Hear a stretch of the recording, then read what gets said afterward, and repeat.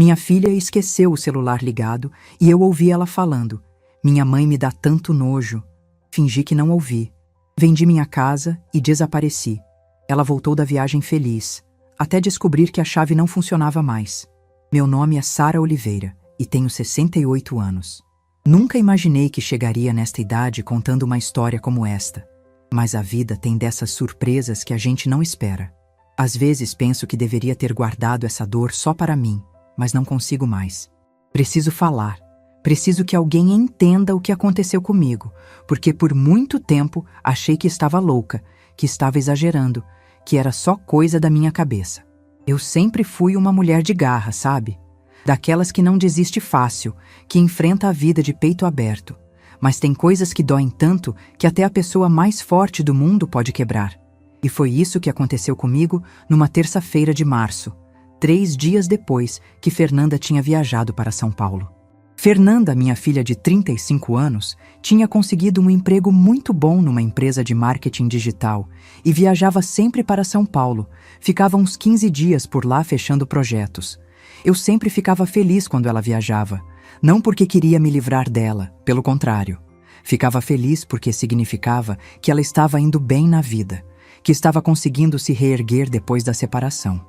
Quando ela viajou naquela segunda-feira, eu fiquei em casa cuidando do João Pedro, meu neto de 12 anos. Aquele menino é a luz da minha vida, juro. Quando Fernanda se separou e voltou para casa com ele, eu achei que ia ser difícil, que ia bagunçar nossa rotina. Mas na verdade foi uma bênção. Ter aquele menino ali, com aquela energia, aquela alegria, encheu minha casa de vida de novo. Naquela terça-feira, João Pedro estava na escola e eu estava organizando a casa, lavando as roupas dele, preparando o almoço. Vida normal de avó, né? Eu gostava daquela rotina, me sentia útil, me sentia importante na vida deles. Fernanda sempre dizia que não sabia o que faria sem mim, que eu era o anjo da guarda da família. Era umas 2 da tarde quando meu celular tocou. Era a Fernanda ligando de São Paulo, como sempre fazia todo dia para saber como estava tudo em casa. Atendi animada, como sempre atendia quando ela ligava. "Oi, filha, como está a viagem? Está tudo bem aí?" "Oi, mãe. Está tudo ótimo, os projetos estão indo super bem, acho que vou conseguir fechar uns contratos muito bons. E aí, como está o João Pedro?" Conversamos por uns 10 minutos sobre coisas normais. Ela perguntou se João Pedro tinha feito a lição de casa, se tinha comido direito, se estava obedecendo. Eu contei que tinha feito macarronada para o almoço, que ele tinha adorado, que estava ansioso para falar com ela na hora que chegasse da escola. "Ah, mãe, que bom! Você é demais mesmo! Não sei o que faria sem você cuidando dele. Olha, vou ter que desligar porque a Carla está aqui no quarto. A gente vai sair e depois tem uma reunião importante. Vai com Deus, filha. Cuida-se bem aí. Qualquer coisa me liga." "Tá bom, mãe. Beijo." Eu desliguei o telefone e continuei com minhas tarefas. Estava estendendo roupa no varal quando meu celular tocou de novo. Olhei e vi que era a Fernanda. Achei estranho porque ela tinha acabado de desligar, mas atendi mesmo assim. "Oi, filha, esqueceu de falar alguma coisa?" Só que não foi a Fernanda que respondeu. Era a voz dela, mas ela não estava falando comigo. Estava falando com alguém no quarto e eu percebi que a ligação tinha ficado ativa por engano. Ela deve ter apertado algum botão sem querer no celular. No começo pensei em desligar, porque não é certo ficar escutando conversa alheia, né? Mas aí ouvi ela falando meu nome e acabei ficando curiosa. Pensei que talvez estivesse falando de mim para a Carla, apresentando a família, essas coisas normais que a gente faz. "Ai, Carla, você não imagina como é difícil viver com minha mãe grudada em mim o tempo todo", ouvi Fernanda dizendo. Senti um aperto no peito, mas pensei que talvez fosse só um desabafo normal. Filho às vezes reclama dos pais mesmo, é natural. Mas aí ela continuou falando e cada palavra foi como uma facada. "Minha mãe me dá tanto nojo, sabe? Ela fica o tempo todo em cima de mim, me controlando, querendo saber de tudo. Às vezes tenho vontade de pegar o João Pedro e sumir daqui, ir morar longe, bem longe mesmo." Senti como se o chão tivesse sumido debaixo dos meus pés. Nojo. Minha filha sentia nojo de mim. Fernanda continuou falando, mas eu não conseguia mais ouvir direito. As palavras chegavam meio embaralhadas, como se eu estivesse debaixo da água. Ela pensa que está sendo uma mãe maravilhosa, mas na verdade é sufocante. Não aguento mais fingir que gosto dessa situação. Se não fosse o João Pedro precisar de alguém para cuidar dele, eu já tinha saído faz tempo. Consegui desligar o telefone com as mãos tremendo. Sentei na cadeira da cozinha e ficou uma sensação estranha no estômago, como se eu fosse vomitar. Nojo. Ela sentia nojo de mim. De mim, que criei ela sozinha, que sacrifiquei tudo por ela, que abri minha casa quando ela precisou, que cuidei do filho dela como se fosse meu próprio neto. Fingir. Ela disse que fingia gostar da situação. Então, todos aqueles "obrigada, mãe", todos aqueles "não sei o que faria sem você", todos aqueles beijos na testa quando ela chegava do trabalho, tudo era fingimento, tudo era mentira. Comecei a chorar ali mesmo, na cozinha. Chorei como não chorava há muito tempo. Chorei pela menina que criei sozinha, pelo sacrifício que fiz durante todos esses anos, pela gratidão que eu achava que ela sentia e que descobri que não existia. Chorei pela ilusão que eu vivia, achando que tínhamos uma relação boa, que ela gostava de morar comigo, que éramos uma família unida. Quando João Pedro chegou da escola, às 16h, eu já tinha conseguido me recompor um pouco. Aquele menino tem um coração de ouro. Sempre percebe quando algo está errado. Perguntou se eu estava bem, se tinha acontecido alguma coisa. Disse que estava tudo bem, que era só uma dor de cabeça, e preparei o lanche dele. Mas por dentro, eu estava completamente perdida. Naquela noite, deitada na minha cama, não consegui dormir. Ficava pensando em cada palavra que Fernanda tinha dito, tentando entender como chegamos nesse ponto. Eu que sempre fui uma mãe presente, carinhosa, que sempre respeitei o espaço dela, que sempre apoiei suas decisões. Onde foi que eu errei? Por que ela me via dessa forma? Nos dias seguintes, tentei agir normal, mas era difícil. Cada vez que olhava para as fotos dela na sala, cada vez que via as roupas dela no varal, cada vez que João Pedro falava da mãe, eu lembrava daquela conversa. Nojo. Ela sentia nojo de mim. Fernanda continuou ligando todos os dias, como sempre fazia quando viajava. Falava sobre o trabalho, perguntava do João Pedro, dizia que estava com saudade de casa. Eu respondia como sempre respondia, tentando parecer normal, mas por dentro estava tudo diferente. Como ela conseguia mentir tão bem? Como conseguia fingir que me amava quando na verdade sentia nojo de mim? Foi aí que comecei a pensar em coisas que nunca tinha pensado antes. Comecei a repensar toda a nossa história, todos os momentos que achei que eram especiais, todas as vezes que pensei que ela estava sendo carinhosa comigo. Será que tudo não passava de fingimento? Será que ela sempre sentiu nojo de mim e eu nunca percebi? Lembrei de quando ela voltou para casa depois da separação, há 5 anos.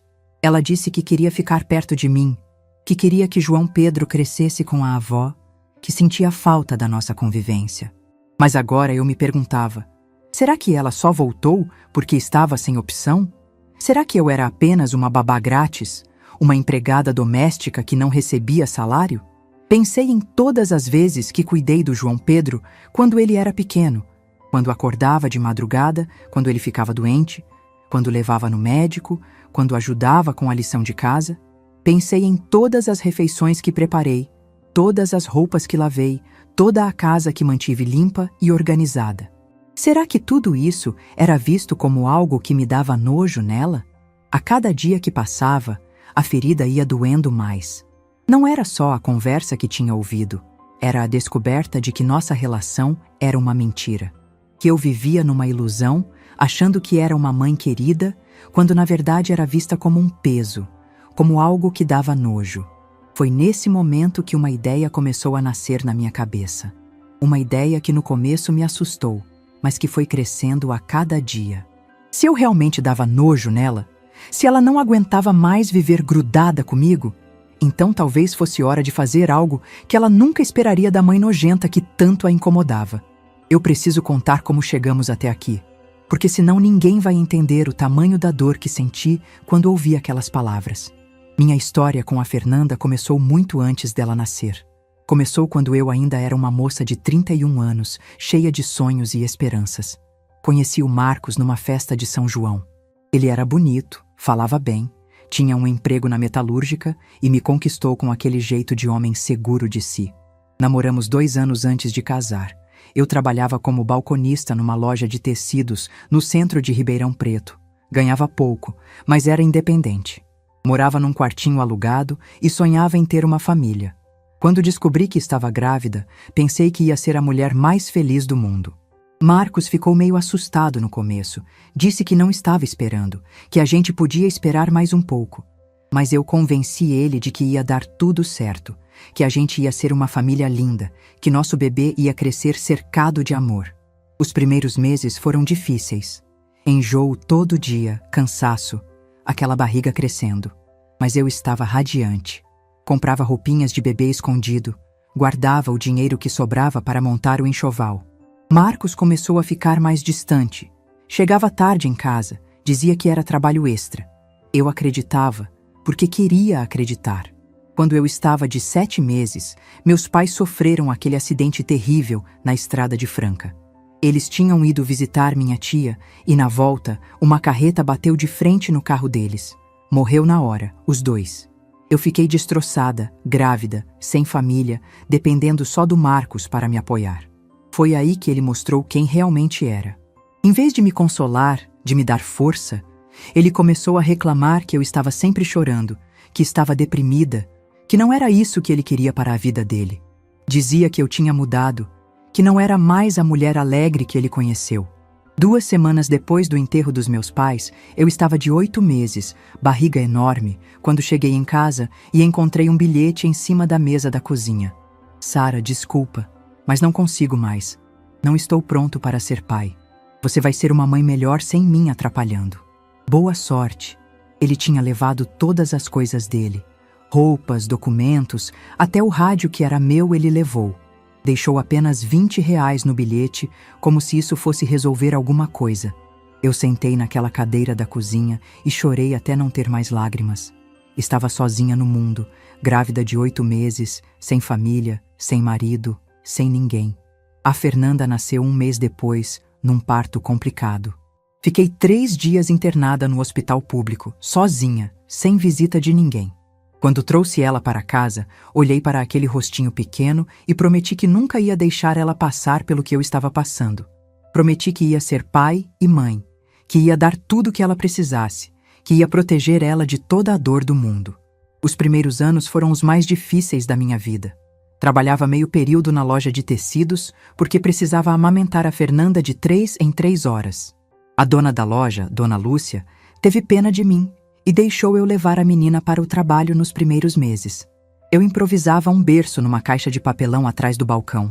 Quando a Fernanda completou 1 ano, consegui deixar ela com uma vizinha durante o horário de trabalho. Pagava R$ 50 por mês para a Dona Maria cuidar dela, dinheiro que fazia falta no orçamento, mas não tinha escolha.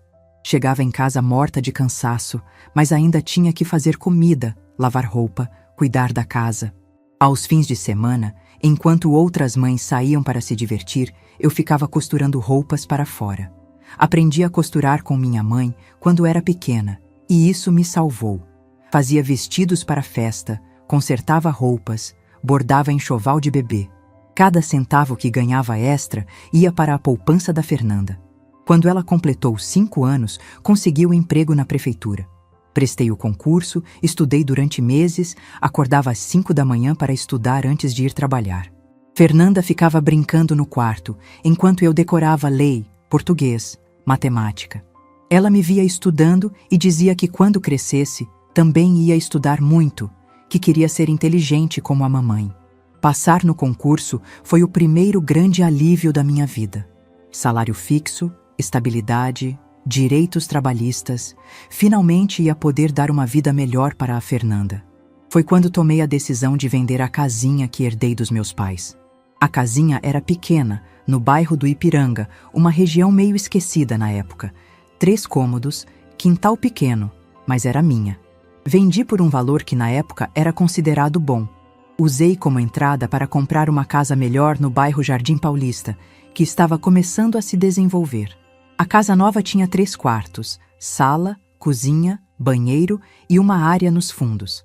Financiei em 15 anos, com parcelas que cabiam no meu orçamento, mesmo sendo apertado. Fernanda ia ter o quarto dela, ia poder brincar no quintal, ia crescer num bairro melhor. Lembro da cara de felicidade da Fernanda quando se mudamos. Ela tinha 7 anos e ficou encantada com o quarto novo, com o quintal onde podia plantar flores. Disse que nossa casa era a mais bonita do mundo, que eu era a mãe mais corajosa que conhecia. Naquele momento, achei que todo o sacrifício tinha valido a pena. Durante os anos da escola, fiz tudo o que podia para dar oportunidades para ela. Pagava curso de inglês, natação, violão. Acordava cedo para fazer o lanche dela. Levava na escola quando chovia. Ajudava com a lição de casa toda noite. Nas festas da escola, era sempre eu que fazia a fantasia, que levava o doce, que participava das reuniões de pais. Fernanda era uma aluna exemplar. Notas altas, comportamento impecável, elogiada por todas as professoras. Eu me sentia orgulhosa. Achava que estava conseguindo criar uma filha diferente, uma filha que ia ter as oportunidades que eu não tive. Ela falava que quando crescesse ia me dar uma vida melhor, que ia me levar para conhecer o mundo. Quando ela completou 15 anos, quis fazer uma festa. Juntei dinheiro durante 6 meses, fiz rifas, costurei até de madrugada para conseguir pagar. Alugamos um salão pequeno, contratamos um DJ, fizemos uma festa linda. Fernanda estava radiante. Disse que era a festa mais bonita que já tinha visto, que eu era a mãe mais especial do mundo. No ensino médio, ela decidiu que queria fazer faculdade de marketing. Eu não sabia nem o que era marketing direito, mas se ela queria, ia conseguir. Paguei cursinho pré-vestibular, material didático, transporte. Trabalhava extra nos fins de semana para conseguir bancar os estudos dela. Quando ela passou na faculdade particular, chorei de emoção. Minha filha ia ser a primeira da família a ter ensino superior. Ia ter um futuro melhor, ia trabalhar de escritório, ia ganhar bem. Todos os sacrifícios que fiz estavam sendo recompensados. Pagava a mensalidade da faculdade religiosamente, mesmo quando estava apertado. Era uma quantia considerável na época, mas eu pagava com orgulho, porque sabia que estava investindo no futuro da minha filha. Ela estudava muito, tirava notas boas, sempre foi uma menina responsável. Durante a faculdade, Fernanda conheceu o Rodrigo, um rapaz bonito, de família estruturada, que também estudava marketing. Eles namoraram 3 anos e resolveram casar. Eu fiquei feliz porque finalmente ela ia ter alguém para cuidar dela, para dividir a vida com ela. Ajudei a organizar o casamento. Paguei uma parte das despesas. Fernanda estava linda de noiva. Disse que queria que eu fosse a madrinha principal, que ninguém era mais importante na vida dela do que eu. Naquele dia, me senti a mulher mais realizada do mundo. Quando o João Pedro nasceu, pensei que ia explodir de felicidade. Meu primeiro neto, aquele bebê lindo que era a continuação da nossa família. Fernanda me pediu para ficar com ela nos primeiros meses, para ajudar a cuidar do bebê. Tirei férias, me mudei para a casa deles, fiz tudo o que uma avó apaixonada faz. Cuidava do João Pedro como se fosse meu próprio filho. Dava banho, trocava fralda, fazia mamadeira, acordava de madrugada quando ele chorava. Fernanda dizia que eu era um anjo, que não sabia o que faria sem mim. Rodrigo também me tratava bem, dizia que eu era a sogra que todo homem queria ter. Mas as coisas começaram a mudar quando o João Pedro completou 2 anos. Rodrigo começou a viajar muito a trabalho, ficava semanas fora. Fernanda reclamava que ele estava distante, que não ajudava em casa, que ela se sentia sozinha. Eu tentava consolá-la. Dizia que fase ruim todo casamento tem. Alguns anos depois, eles se separaram. Fernanda descobriu que Rodrigo estava tendo um caso com uma colega de trabalho. Ela ficou arrasada. Chorou muito.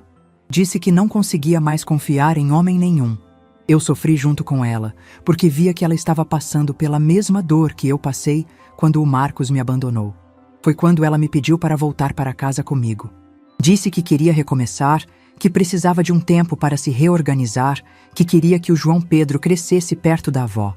Eu abri as portas da minha casa sem hesitar, feliz porque íamos voltar a ser uma família.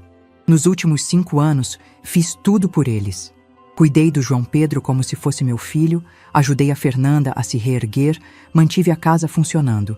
Achei que finalmente tínhamos encontrado nosso equilíbrio, que éramos uma família unida e feliz. até ouvir aquela conversa que mudou tudo. Durante os dias que se seguiram depois daquela conversa terrível, algo dentro de mim começou a despertar. Era como se eu tivesse vivido dormindo por todos esses anos e de repente alguém tivesse acendido a luz. Comecei a reparar em coisas que antes passavam despercebidas, a analisar comportamentos que eu sempre justificava, a questionar situações que eu considerava normais. João Pedro continuava chegando da escola todos os dias, fazendo lição de casa na mesa da cozinha enquanto eu preparava o lanche dele. Mas agora, quando ele me falava sobre a escola, sobre os amigos, sobre as brincadeiras, eu prestava atenção em cada palavra que ele dizia sobre a mãe. Era impressionante como Fernanda raramente participava da vida escolar dele. Sempre era eu quem ia nas reuniões de pais, eu quem comprava material, eu quem ajudava com os trabalhos de ciências. Vó, você pode me ajudar com a pesquisa sobre animais marinhos? Ele me pediu numa quinta-feira à tarde. A professora disse que os pais têm que ajudar, mas a mamãe está sempre cansada quando chega do trabalho. Sempre cansada. Essa frase me incomodou profundamente. Fernanda chegava do trabalho às 6 da tarde, jantava, tomava banho e ia direto para o quarto assistir série no celular ou conversar com as amigas no WhatsApp. Deixava toda a responsabilidade do João Pedro comigo. Era eu quem verificava se ele tinha escovado os dentes. Eu quem colocava ele para dormir. Eu quem acordava de madrugada quando ele tinha pesadelo. No sábado de manhã, resolvi fazer um teste. Fingi que estava com dor nas costas e fiquei deitada no sofá da sala. Queria ver se Fernanda ia assumir as responsabilidades da casa e do filho. João Pedro acordou cedo, como sempre, e veio me procurar para tomar café. Vó, posso comer cereal? Ele perguntou, vendo que eu estava deitada. Pode, meu amor. Você sabe onde estão as coisas, respondi, observando a reação de Fernanda, que estava passando pela sala naquele momento. Ela nem parou para perguntar se eu estava bem, se precisava de alguma coisa. Simplesmente foi para o quarto dela e ficou lá até quase meio-dia. João Pedro tomou café sozinho, assistiu desenho na televisão, brincou com os brinquedos dele. Quando começou a reclamar de fome às 11h30, Fernanda apareceu na sala. Mãe, o que tem para o almoço? Ela perguntou, como se fosse a coisa mais natural do mundo eu estar ali doente e ela não ter se mexido para preparar nada. Não fiz nada ainda, estou com dor nas costas, respondi, esperando que ela tomasse a iniciativa. Ah, foi só o que ela disse. João Pedro, quer que eu peça uma pizza? Pizza no almoço de sábado. Enquanto eu estava ali fingindo estar doente, ela achou mais fácil gastar dinheiro com pizza do que preparar uma refeição simples para o filho. Naquele momento, percebi que ela realmente me via como a empregada da casa. Quando a empregada não podia trabalhar, era mais prático terceirizar do que assumir as responsabilidades. Durante a semana seguinte, comecei a prestar atenção nos gastos da casa. Eu que pagava as contas de luz, água, telefone, internet. Eu que comprava a comida, os produtos de limpeza, os materiais escolares do João Pedro. Fernanda contribuía apenas com R$300 por mês, uma quantia simbólica que nem chegava perto dos gastos reais, e ainda assim sempre reclamava quando eu pedia para ela ajudar com alguma despesa extra. Mãe, não posso ajudar com o dentista do João Pedro este mês, estou apertada. Ela disse numa terça-feira, quando eu comentei que o menino precisava fazer uma limpeza. Apertada. Ela que usava roupas de marca, que tinha o cabelo feito no salão todo mês, que saía para jantar com as amigas nos fins de semana. Mas para o dentista do próprio filho estava apertada. Era eu quem sempre resolvia essas situações, tirando dinheiro da minha aposentadoria. Foi então que comecei a reparar em como ela falava comigo na frente das outras pessoas. Na quinta-feira, a Conceição, minha vizinha, veio tomar um café conosco. Fernanda chegou do trabalho no meio da conversa e se juntou a nós na cozinha. Nossa, Fernanda, você tem sorte de ter uma mãe como a Sara, comentou a Conceição.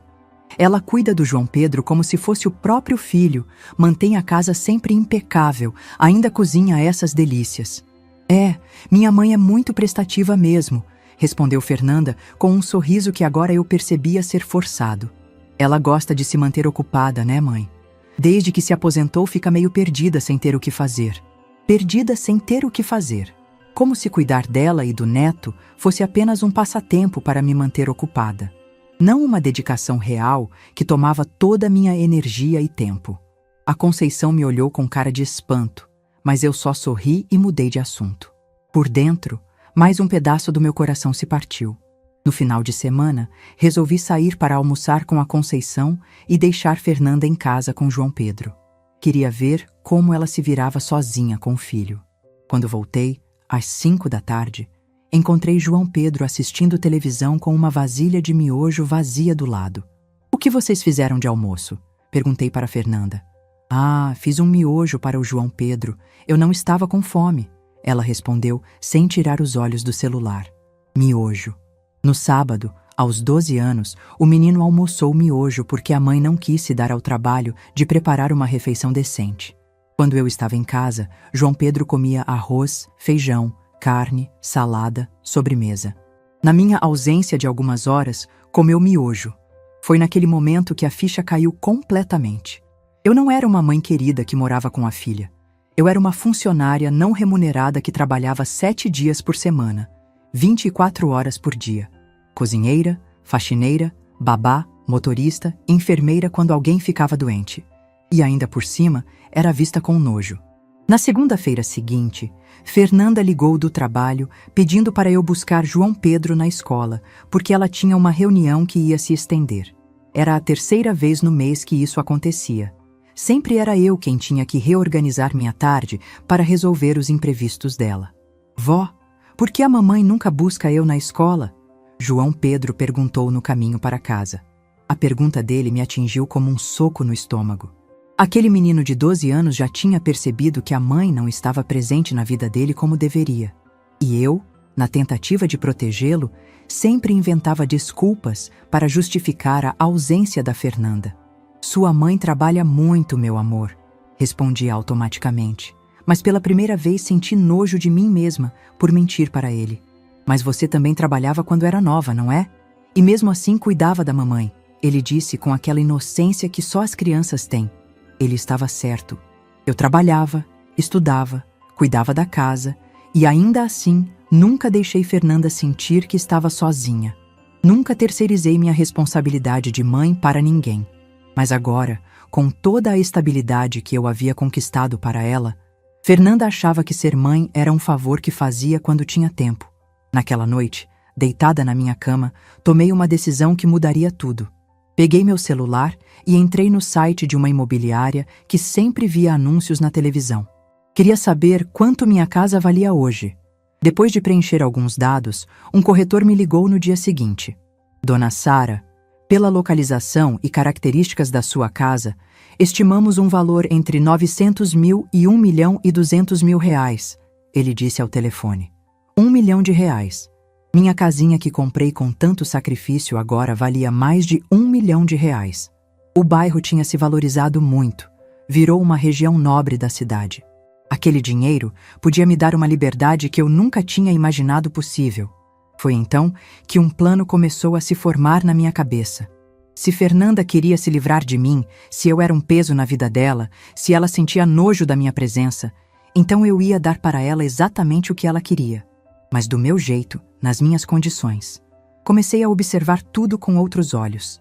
Cada gesto de impaciência dela, cada vez que revirava os olhos quando eu falava alguma coisa, cada suspiro pesado quando eu pedia ajuda com alguma tarefa. Tudo isso sempre existiu, mas eu sempre arranjava uma justificativa. Agora, eu via a realidade crua. Minha filha não me amava. Ela me tolerava por conveniência. A gota d'água veio na sexta-feira, quando uma amiga dela veio jantar em casa. Eu preparei uma lasanha, arrumei a mesa, servi refrigerante. Durante o jantar, elas conversavam sobre a vida, trabalho, relacionamentos. Em um momento, a amiga elogiou a lasanha e perguntou quem tinha feito. "Foi minha mãe", Fernanda respondeu. "Ela adora cozinhar. É o hobby dela." Hobby. Preparar refeição para a família tinha virado hobby, como se eu cozinhasse por prazer, não por necessidade, como se fosse uma escolha minha, não uma obrigação que assumi para que ela não precisasse se preocupar com isso. Naquela noite, depois que a amiga foi embora e todos foram dormir, sentei na mesa da cozinha com uma xícara de chá e tomei a decisão mais importante da minha vida.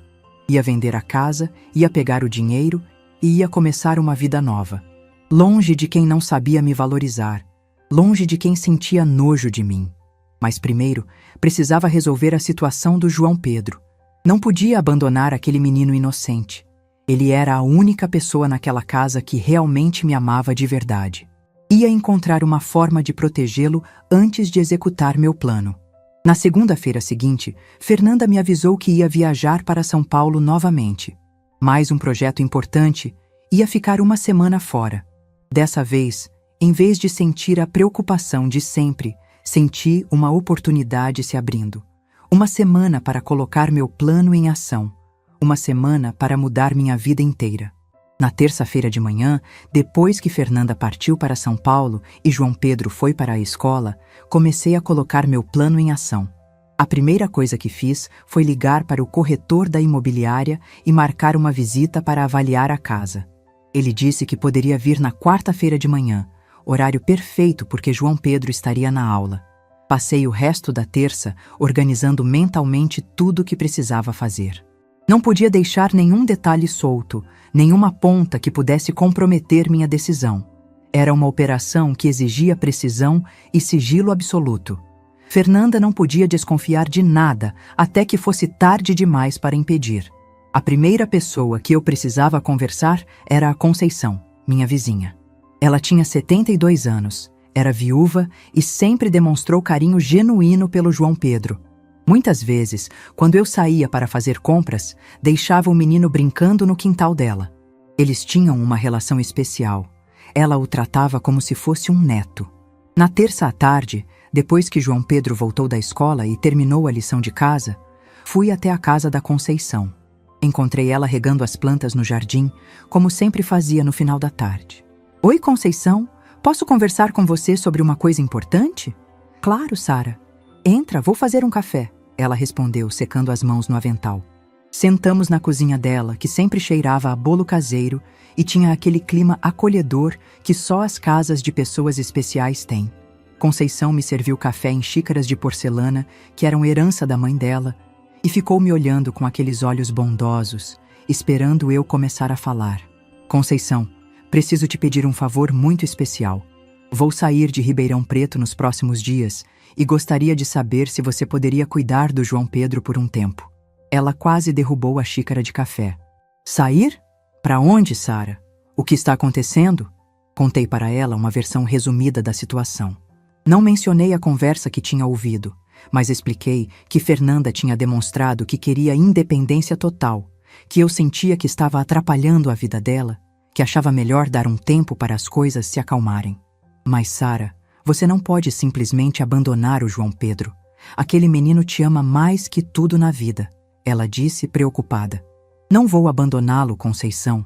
É por isso que estou pedindo sua ajuda. Você conhece a Fernanda, sabe como ela é.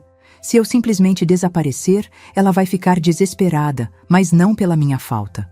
Vai ficar desesperada porque perdeu a babá grátis, a faxineira, a cozinheira. Conceição fez uma cara de quem estava entendendo a situação. Ela sempre foi uma mulher observadora, tinha percebido muitas coisas que eu achava que ninguém via. Quando a Fernanda voltar de viagem e me encontrar sumida, ela vai estar perdida. Não sabe nem como funciona a rotina escolar do João Pedro, não sabe quais são os amigos dele, não conhece os pais dos colegas. É aí que você entra. Expliquei meu plano para Conceição. Ela ficaria de olho na situação. Se ofereceria para ajudar com João Pedro nos primeiros dias, enquanto Fernanda se organizava. Não como um favor para mim, mas como uma vizinha solidária que via uma família em crise. Você acha que ela vai aceitar minha ajuda? Conceição perguntou. Vai aceitar porque não vai ter escolha. Fernanda nunca fez nada sozinha na vida. Quando perceber que terá que dar conta de tudo, vai agarrar qualquer ajuda que aparecer. Conceição ficou em silêncio por um tempo, mexendo o açúcar no café. Eu sabia que ela estava pesando prós e contras, tentando entender se era a coisa certa a fazer. Sara, você tem certeza de que é isso que quer? Não é uma decisão tomada no calor da emoção? Tenho certeza, Conceição. Passei a vida inteira sacrificando tudo por uma filha que hoje sente nojo de mim. Chegou a hora de eu pensar em mim mesma. Ela suspirou fundo e pegou na minha mão. Está bem. Vou cuidar do João Pedro o tempo que for necessário. Mas promete que vai manter contato comigo, que vai me dizer onde está, se está bem. Prometi que manteria contato com ela, que João Pedro sempre saberia que podia contar comigo, mesmo à distância. Conceição era uma mulher de coração enorme. Sabia que cuidaria do meu neto com carinho. Na quarta-feira de manhã, o corretor veio avaliar a casa. Era um homem jovem, muito profissional, que mediu todos os cômodos, fotografou cada detalhe, fez anotações em uma prancheta. Ficou impressionado com o estado de conservação da casa, com os acabamentos, com a localização privilegiada. Dona Sara, sua casa está em perfeitas condições. O bairro se valorizou muito nos últimos anos. Esta região virou uma das mais procuradas da cidade. Posso conseguir facilmente R$ 1.100.000, talvez até mais. R$ 1.100.000. Era mais dinheiro do que eu tinha imaginado. Dinheiro suficiente para comprar uma casa pequena em outra cidade e ainda sobrar uma quantia boa para viver com tranquilidade pelo resto da vida. Quanto tempo demora para vender? Perguntei. Com esse padrão de casa, nessa localização, acredito que em uma semana temos comprador. Posso já sair divulgando hoje mesmo se a senhora autorizar. Autorizei na mesma hora. Ele explicou toda a documentação necessária, os procedimentos legais, as etapas da venda. Era mais simples do que eu imaginava. Em uma semana, talvez 2 no máximo, eu estaria livre. Na quinta-feira, comecei a organizar meus pertences pessoais. Separei roupas, documentos, fotografias, algumas lembranças que tinham valor sentimental. Não era muita coisa. Uma vida inteira cabia em 2 malas e algumas caixas. O resto eram móveis, eletrodomésticos, objetos que ficariam com a casa. Foi mexendo nas minhas coisas que encontrei todas as cartas que Fernanda escreveu para mim ao longo dos anos. Cartões de Dia das Mães, bilhetinhos de quando era criança, cartas de agradecimento quando passou no vestibular. Mãe, você é a mulher mais incrível do mundo. Sem você, eu não seria nada. Obrigada por todos os sacrifícios que fez por mim. Te amo mais que tudo na vida. Ler aquelas palavras agora, sabendo como ela realmente se sentia, foi como receber uma punhalada no peito. Como uma pessoa consegue mentir tão bem por tanto tempo? Como consegue escrever declarações de amor sendo que por dentro sente nojo? Guardei as cartas em uma caixa separada.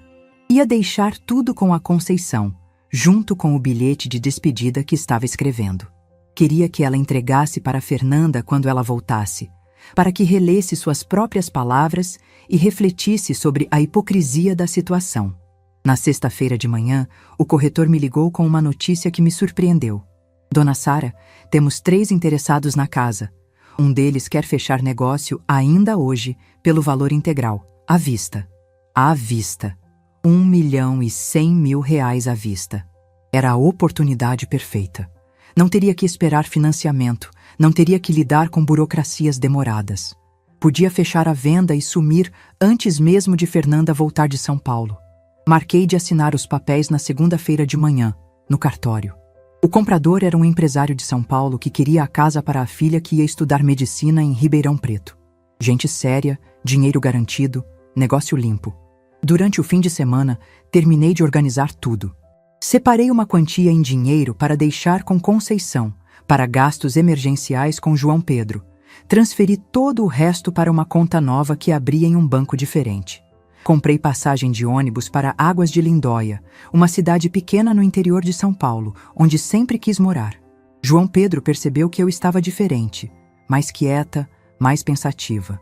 No sábado à noite, enquanto assistíamos televisão juntos, ele veio se sentar do meu lado no sofá. Vó, você está triste? Aconteceu alguma coisa? Olhei para aquele rostinho preocupado e senti meu coração apertar. Era a parte mais difícil de tudo isso, deixar João Pedro. Mas sabia que era temporário, que Conceição cuidaria bem dele, que eu encontraria uma forma de mantê-lo na minha vida. Não estou triste, meu amor, só pensando em algumas coisas de adulto. Você sabe que a vovó te ama muito, né? Sei. Eu também te amo, vó. Você é a pessoa mais importante da minha vida. Aquelas palavras quase me fizeram desistir de tudo. Quase me fizeram voltar atrás e aceitar continuar vivendo naquela situação. Mas aí, lembrei da conversa que ouvi, das humilhações silenciosas, de todo o desrespeito que vinha sofrendo. Não podia mais viver assim. João Pedro, não importa o que aconteça, lembra que a vovó sempre vai estar aqui para você, tá bom? Às vezes a gente precisa fazer mudanças na vida, mas o amor nunca muda. Ele me abraçou forte, sem entender direito o que eu estava dizendo, mas sentindo que tinha algo diferente no ar. No domingo à noite, escrevi o bilhete que ia deixar para Fernanda. Foram várias versões, várias tentativas de colocar no papel tudo o que eu sentia. No final, decidi ser direta e simples. Fernanda, como você sempre disse que eu dava nojo em você e que não aguentava mais viver grudada comigo, resolvi resolver seu problema. Vendi a casa e saí da sua vida. Agora você pode viver sem sentir nojo de mim. A Conceição vai ajudar com o João Pedro até você se organizar. Cuide bem do seu filho, ele não tem culpa de nada. Sua mãe nojenta, Sara. Segunda-feira chegou com um sol radiante. Às 9 da manhã, estava no cartório assinando os papéis da venda. Às 10h30, o dinheiro estava na minha conta. Às 11, estava no terminal rodoviário com 2 malas, esperando o ônibus das 2 da tarde para Águas de Lindóia. Tinha deixado o bilhete e as cartas com Conceição para entregar a Fernanda quando ela chegasse. Tinha deixado as chaves da casa com ela também, explicado que o novo proprietário só tomaria posse na quinta-feira. Então Fernanda teria alguns dias para retirar as coisas pessoais dela. Fernanda ia chegar de São Paulo na terça-feira à noite. Ia encontrar a casa vazia, as chaves com a vizinha e o bilhete que mudaria a vida dela para sempre. Sentada no ônibus, olhando o Ribeirão Preto se afastar pela janela, senti uma mistura de tristeza e libertação. Tristeza por deixar para trás uma vida inteira de memórias. Libertação por finalmente ter coragem de escolher a mim mesma. Aos 68 anos, estava recomeçando do zero. Mas pela primeira vez em décadas, estava fazendo isso por escolha própria, não por obrigação. 3 meses se passaram desde que cheguei em Águas de Lindóia. Comprei uma casinha pequena e aconchegante no centro da cidade, com 2 quartos, uma sala que dá para um jardim cheio de flores e uma cozinha onde só cozinho quando tenho vontade. Pela primeira vez em décadas, acordo de manhã e decido o que quero fazer com meu dia. A Conceição me liga toda semana para contar como estão as coisas por lá. As primeiras ligações foram as mais difíceis de escutar, mas também as que mais me confirmaram que tomei a decisão certa. Fernanda chegou de São Paulo naquela terça-feira à noite, como sempre fazia, esperando encontrar a casa acesa, o jantar pronto, João Pedro já banhado fazendo a lição de casa. Em vez disso, encontrou a Conceição, esperando ela na porta com um molho de chaves na mão e uma expressão séria no rosto. "Conceição? O que está acontecendo? Onde está minha mãe?" Foram as primeiras palavras dela, segundo me contou minha vizinha. "Sua mãe não está mais aqui, Fernanda. Ela me pediu para te entregar isso", respondeu Conceição, entregando o envelope com o bilhete e as cartas. Fernanda leu tudo ali mesmo, na calçada, sob a luz do poste. Conceição disse que o rosto dela foi mudando de cor conforme ia lendo, do branco ao vermelho, depois a uma palidez assustadora. Quando terminou de ler, ficou em silêncio por vários minutos. "Ela não pode ter feito isso", foi tudo que conseguiu dizer. "Fez sim, querida. E sinceramente, depois de tudo que observei ao longo desses anos, não posso dizer que a culpo", respondeu Conceição com aquela honestidade que só pessoas da idade dela têm coragem de usar. Nos primeiros dias, Fernanda tentou me localizar desesperadamente. Ligou para todos os lugares que conseguiu pensar, foi atrás de parentes distantes, procurou advogados para tentar reverter a venda da casa. Mas não havia nada que pudesse fazer. Todos os documentos estavam em ordem, a venda foi legal, o dinheiro já estava na minha conta. Foi aí que a realidade bateu de verdade. Fernanda se viu sozinha com João Pedro, sem casa, sem apoio, sem a estrutura que eu sempre proporcionei e que ela considerava garantida. Teve que alugar um apartamento pequeno, reorganizar toda a rotina, aprender a ser mãe de verdade. Conceição me contou que os primeiros meses foram caóticos. Fernanda não sabia nem que João Pedro tinha alergia a camarão. Descobriu isso do pior jeito quando ele passou mal depois de um jantar que ela preparou. Não conhecia os horários da escola, não sabia quem eram os amigos dele, não tinha os contatos dos pais dos colegas para emergências. Sara, foi doloroso de ver. me disse Conceição numa das nossas conversas. A menina estava completamente perdida. Tinha 35 anos e não sabia nem como funciona a rotina de uma criança. Mas João Pedro, meu netinho querido, mostrou ser mais forte do que eu imaginava. Aos poucos, foi ensinando a mãe como as coisas funcionavam. Mostrou onde ficavam os materiais escolares, explicou os horários das aulas, apresentou os amigos. Em vez de ser cuidado, virou o cuidador. Conceição cumpriu sua promessa e ajudou sempre que foi necessário. Buscou João Pedro na escola quando Fernanda tinha reuniões que se estendiam, fez almoço para ele quando a mãe estava viajando, ofereceu o apoio que uma família precisa ter. Mas sempre deixou claro que era uma ajuda temporária, que Fernanda precisava aprender a se virar sozinha. O mais interessante foi observar como Fernanda mudou ao longo desses meses. Sem mim para resolver tudo, ela teve que crescer, assumir responsabilidades que sempre delegou para mim. Aprendeu a cozinhar pratos simples, a organizar a casa, a participar da vida escolar do filho. Ela está virando mãe, Sara, me disse Conceição no mês passado. Devagar, mas está. João Pedro me contou que ontem ela ajudou ele com um trabalho de ciências até tarde da noite. Disse que foi a primeira vez que a mãe realmente prestou atenção nos estudos dele. Também soube que Fernanda começou a fazer terapia. Conceição comentou que ela estava frequentando uma psicóloga no centro da cidade, tentando entender como chegou no ponto de perder a mãe dessa forma. Espero que esse processo a ajude a se tornar uma pessoa melhor, uma mãe melhor. Quanto a mim, estou descobrindo quem sou longe do papel de mãe sacrificada e avó dedicada. Faço aulas de pintura nas terças e quintas, participação de um grupo de caminhada todas as manhãs, tenho almoçado com amigas novas que fiz na cidade. Pela primeira vez em décadas, tenho tempo para mim mesma. Também comecei a frequentar um centro de convivência para idosos aqui da cidade. Tem um senhor chamado Alberto, viúvo de 70 anos, que tem me feito companhia para ir ao cinema e tomar café. Ainda é cedo para dizer o que vai dar, mas é bom ter alguém que me trata com carinho e respeito, que ouve minhas histórias e se interessa de verdade pelo que tenho a dizer. O dinheiro da casa está me dando uma segurança que nunca tive na vida. Posso pagar minhas contas sem preocupação, comprar roupas novas quando quero, viajar para conhecer outras cidades. Semana passada fui passar um fim de semana em Campos do Jordão, coisa que sempre quis fazer, mas nunca tive oportunidade. João Pedro e eu mantemos contato através da Conceição. Ela me passa recados dele, me conta como ele está na escola, como está lidando com toda essa mudança. Semana passada, ele mandou um desenho para mim, um retrato da nossa família. Ele, eu, a Fernanda e até a Conceição. No verso, escreveu: Vó, você me ensinou que amar não é ficar grudado, é cuidar mesmo de longe. Te amo. Quando li aquilo, chorei por uma hora inteira. Mas não foram lágrimas de tristeza. Foram lágrimas de orgulho por ter criado um menino tão sábio, tão maduro para a idade dele. E também foram lágrimas de alívio por saber que tomei a decisão certa.